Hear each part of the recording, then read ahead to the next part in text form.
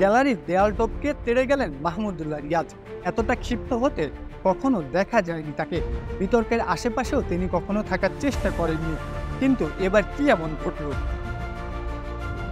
Abahani মোহামেডানের match মানেই উত্তাপ উত্তেজনায় ঠাসা, আর এবার সেই উত্তাপকে আরো দ্বিগুণ করলেন মাহমুদুল্লাহ রিয়াজ।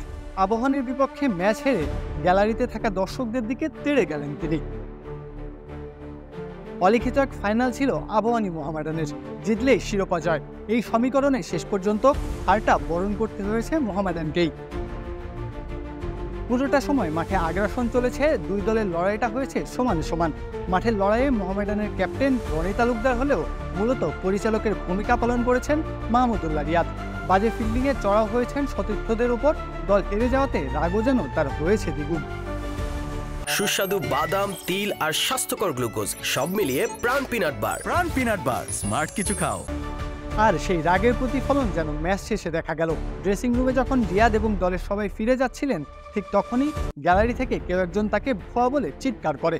আর তা শুনে রীতিমতো ক্ষেপে যান রিয়াদ। গ্যালারিতে উঠে সেই দর্শকের ওপর চড়াও হন। শেষ পর্যন্ত সবার হস্তক্ষেপে রিয়াদ নিচে নেমে আসেন। পরিস্থিতি স্বাভাবিক করার চেষ্টা করেন উপস্থিত থাকা সকলে। ঢাকা ডার্বির উত্তেজনা শুধু মাঠেই ছিল না, ছিল মাঠের বাইরেও।